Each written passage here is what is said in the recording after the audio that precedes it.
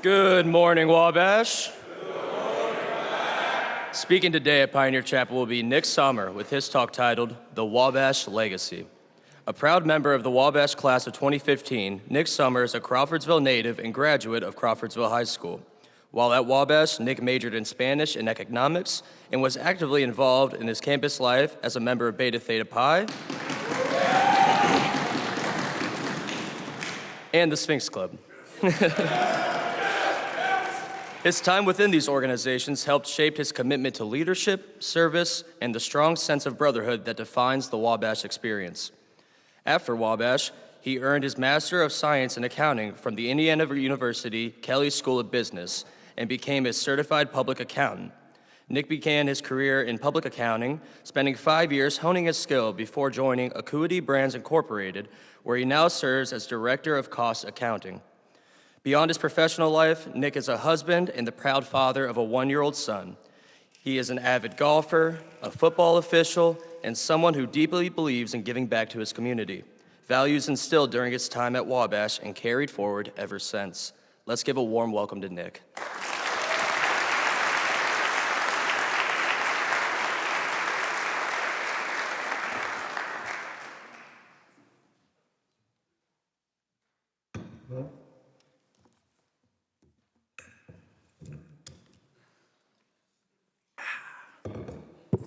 Good morning, Wabash.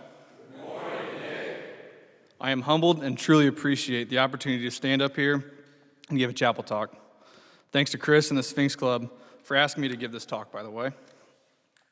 I'll tell you, the me from 10 years ago would shudder at the fact that I'm up here speaking to you. Rhetoric 101 was tough enough for me. But here I am, nervous as shit, still talking to you, because that's just how much Wabash means to me. I'm definitely not the most prestigious person to stand on this stage and talk to you, and I may not be the best talk you will have this year, but I'm damn proud to be here in front of you.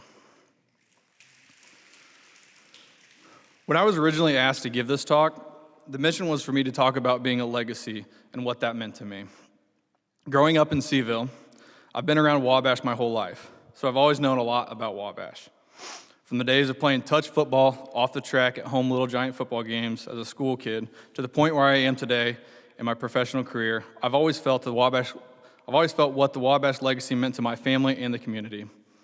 Then as I reflected on what the Wabash was, I thought the legacy is a lot more than just having some parents or family members that went here. So today I want to share both sides with all of you. What the Wabash legacy means to me, being a part of a family of Wabash men, and what I believe, along with some others, the Wabash legacy is to the rest of the world. As I mentioned, Wabash has been a part of me my whole life. I am a legacy with a great uncle, and cousins who all came here, but also in a way through my grandma. She loves Wabash as much as anyone in this room, if not more. Living in the neighborhood next to Lambda Chi, she and my grandpa rarely miss a home football or basketball game. You've probably seen her too. She sits in the row beneath Mr. John Horner, who does the whole give me a W. Yeah, that's right. During timeouts at Wabash basketball games. Her house was even home to a group of Beta pledges back in 1981 as they walked out on the brothers for 2 weeks longer than they originally planned, or told her at least. That same group of Betas still convene in that same basement every 5 years when they come back for Big Bash. And yeah, I went down and saw them this last June in that same exact basement. Her love for Wabash eventually made its way to me, maybe with some resistance and uncertainty in high school while deciding on colleges. I toyed with other schools, but in the end, in my heart, I knew Wabash was the place for me. I saw what it meant to my family. My great uncle Dudley's a trustee, and I grew up with most of them coming into town from Boston, Chicago, and everywhere for certain events at the school. Their love for Wabash was felt, and the importance of this place was known. That and living in Crawfordsville all these years showed me what Wabash means. You know about the passion, the gentleman's rule, the atmosphere. You hear all these things, but then you get to campus and you really start to feel it. Wabash is special because of the traditions and the people that uphold these traditions, the students, the staff, faculty, alumni, and each one of you. Being a townie, Wabash still felt like home within a home for me. I felt it was a new home away from home, even though it was quite literally 2 doors down from my mom's house, next to Dr. Warner. Side note, what an awesome experience that was, living next to Dr. Warner. Every once in a while, there's a Tupperware that would show up on your front porch filled with delicious food, and frequently it was ice cream, and that's good ice cream. You know, they say that, everyone knows about the freshman 15, right? Well, living next to Dr. Warner, there's another freshman 15, so. Anyway, there were times where leaving campus, I felt like I hadn't been in Crawfordsville in forever. This place brings you in and makes you feel comfortable. You can be yourself without fear of judgment of what others think, or maybe it's because you don't have to shower every day because there are no co-eds here during school days. But this place brings you in and gives you a sense of belonging. Sure, there was the dark days where you were wondering why the hell you chose this place, but in the end, Wabash brings you out of those holes and prepares you for the world. I came here to play golf for the legendary Coach Mac Petty, joined the Beta House like the rest of the family, and got my degree in economics and Spanish. Yeah, I did a double major, no minor. Why would I do that? This is one of my favorite stories to tell. I tell this story a lot. It's also a real-life example of how the Wabash Legacy affected me as a student. One day during my sophomore year, Dr. Rogers asked me to stop by his office to discuss a paper or an assignment. He claimed it was nothing bad, but he wanted to discuss some items. Of course, we start with some small talk, and he asked what I plan to major and minor in. So I tell him I plan to major in econ and minor in Spanish. And he stopped, and I'll never forget this. He stopped in his tracks and said, "No, you're going to major in Spanish." And it floored me. I didn't expect to be told what to major in. But I hesitated, and I said, well, all right, well, I'll be a double major then. I walked out of his office that day trying to wrap my head around what having to take two separate comps would be like. Seemed like a doozy then, but really, it's not too bad. Don't stress yourself out. To credit Dr. Rogers, after he told me I was going to major in Spanish, he was 100% supportive, stating he knew I could do it, I had the knowledge, the background, and the ability, and he was an essential mentor for me throughout my Wabash career. I tell this story a lot because it's a perfect example of what the Wabash Legacy is.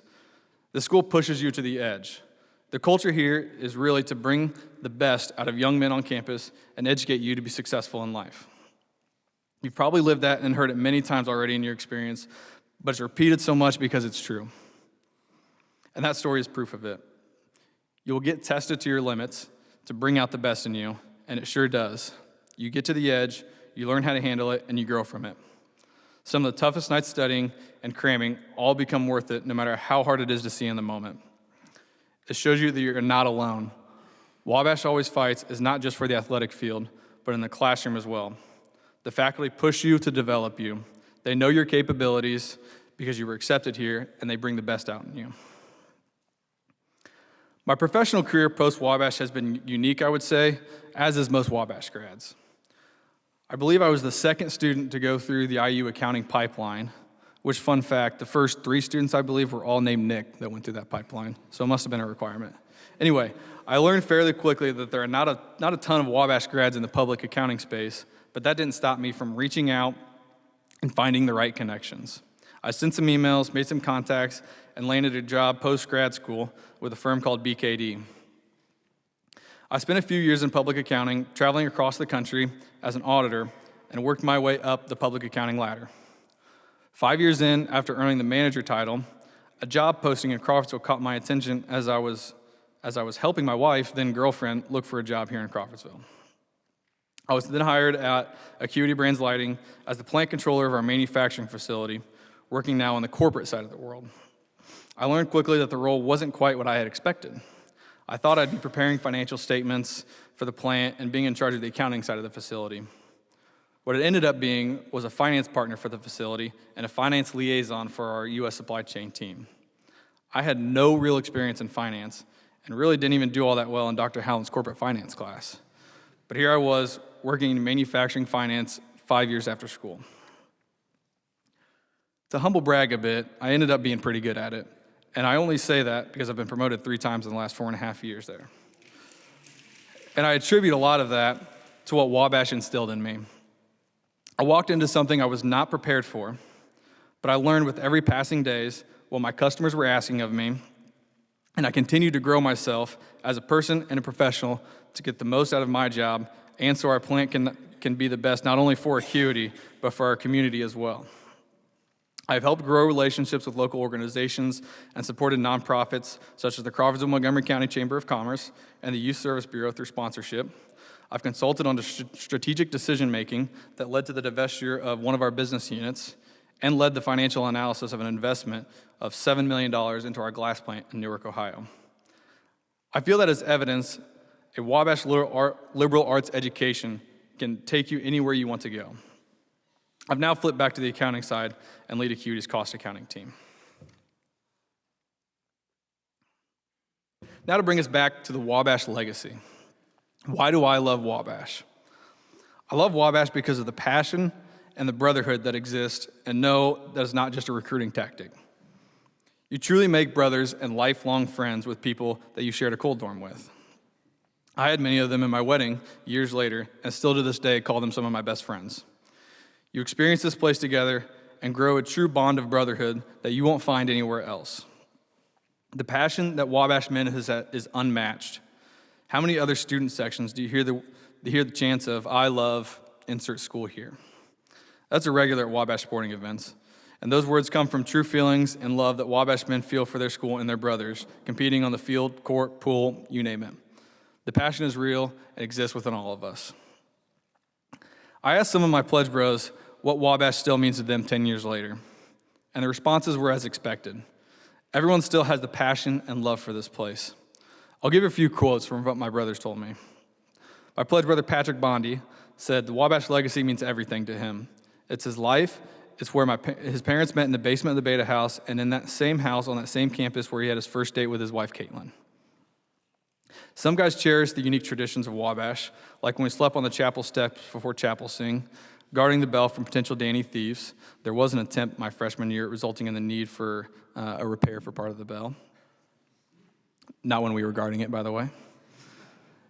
And the other unique aspects of a 900-student campus, like the small class debates, comps, oral and written, and being able to walk across campus knowing pretty much everybody you pass by, which builds the connections and make you closer with what will be your best friends for life. Another close friend and pledge brother, Alex Clauser, said, "It means passing on the pride one feels of being a Wabash man." He mentioned how he witnessed his dad and their pledge brothers sharing the pride of Wabash anytime they were together. And he said it was an earned honor. And I think that's the perfect way to put it. You put your blood, sweat, and tears into this place, and you really do earn the honor to call yourself a Wabash man. No one is handing that to you. There are no easy classes or easy grades here at Wabash, and you earn the right to get the degree and have the honor of calling yourself a Wabash grad. Another pledge brother called it the Wabash family. Thanks, John Davis.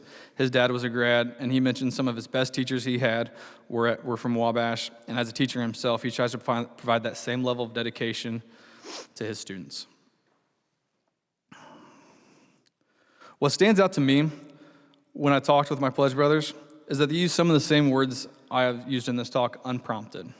Words like pride, family, it means everything, unique, and honor. That is no coincidence, and I did not tip them off to what was in this talk. So those words are truly shared feelings that we have for Wabash. The other piece of the Wabash legacy that is glaring out to me in the real world is Wabash is everywhere. No matter where you go, if you're wearing W gear, everyone has some sort of connection to Wabash. We've all heard of the 6 degrees of separation, right? Stanley Milgram did a study and came up with a theory that everyone in this world is socially connected to each other in 6 ways of social interaction, meaning I know so-and-so, who knows so-and-so, who knows so-and-so, etc. Well, that number is cut in half for Wabash, and they're not shy to tell you about it. This place leaves such a positive and unique impact on the community that it piques the interest of everybody. I've had too many instances to remember of talking Wabash in random places.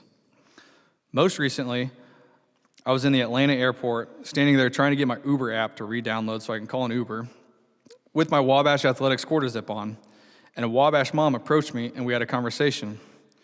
She mentioned her son was a freshman on the cross-country team, and I don't recall her name, so if you're out there, I apologize. She was very nice and friendly, and we had a great conversation. But the moral is she immediately saw my shirt and created a connection with me. You don't see that with other schools. Sure, I may give a Go Hoosiers when I see an IU hat in a random place, but those aren't real connections like when you run into someone from the Wabash family. And trust me, it's not just me that runs into people from across the world and strikes up conversations. I did pick up on a few more examples of those places where someone has ran into a Wabash grad and has a conversation with people. I couldn't begin to list them all, but I did capture a few good ones that some of my Pledge Brothers gave me that I wanted to share with you. So a few places people have ran into Wabash grads were a castle in Croatia, on vacation in Mackinac Island in Michigan, a liquor store in Madison, Wisconsin, and yeah, maybe they connected for another reason, other than Wabash, I don't know, Disney World, at a random rest stop coming back from spring break, a hostel in Germany, outside a rural Florida grocery store. Even if it's not a direct contact, someone knows someone who is connected to Wabash, whether it's their brother, cousin, uncle, friend from second grade, whoever it is, they have some sort of connection with Wabash. Like I said, I've had countless examples of that and heard many stories, like another story from my Pledge brother, Stephen Fenton, who his cousin ended up being neighbors with someone who approached him and said, hey, my cousin goes to Wabash. Well, that same person whose cousin goes to Wabash, the cousin was one of our Pledge brothers. So the Wabash name stands out to people, and they don't forget. So don't let them forget. Wear the name with pride, and people will notice. Wabash expects you to be reliable. You are known across campus.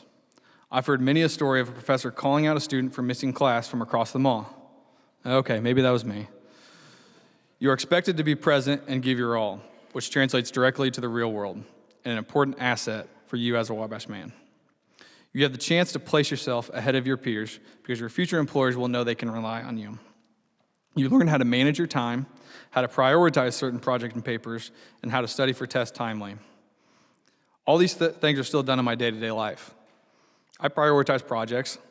I email my boss for extensions on projects when needed, and it's granted because they know they can trust and rely on me. To me, that's part of the Wabash legacy, and it's an important lesson that you learn in your time on campus.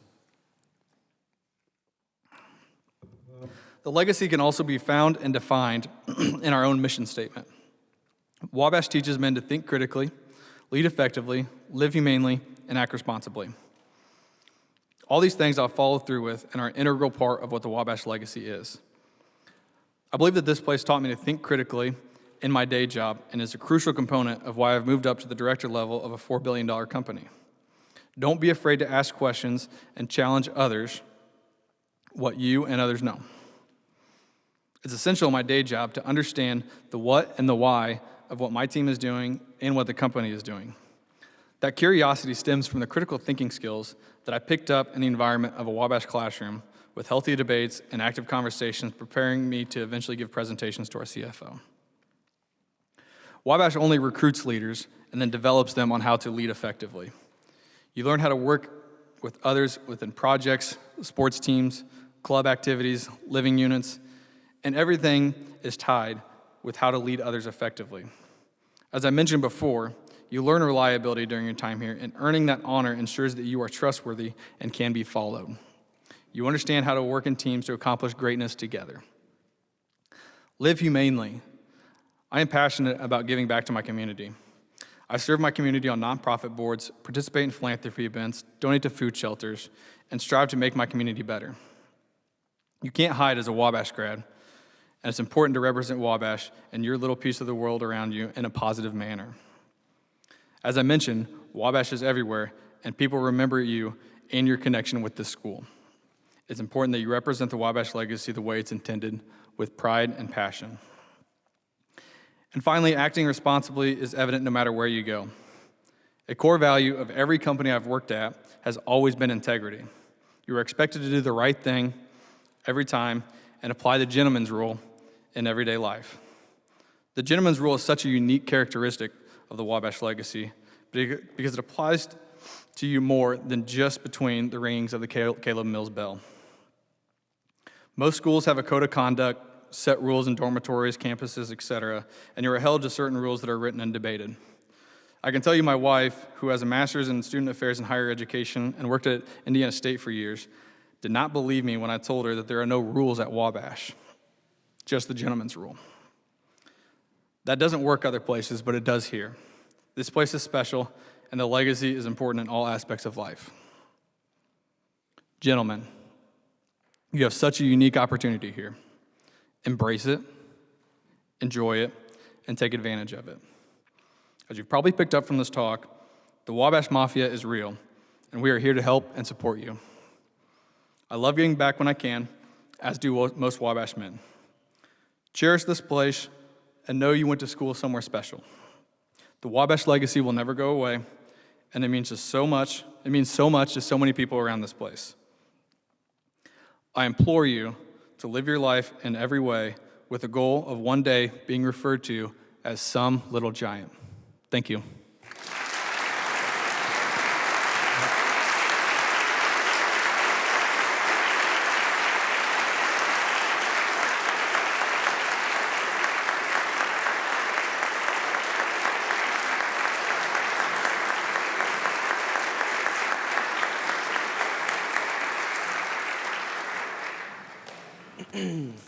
No other announcements. Have a great and restful Thanksgiving break.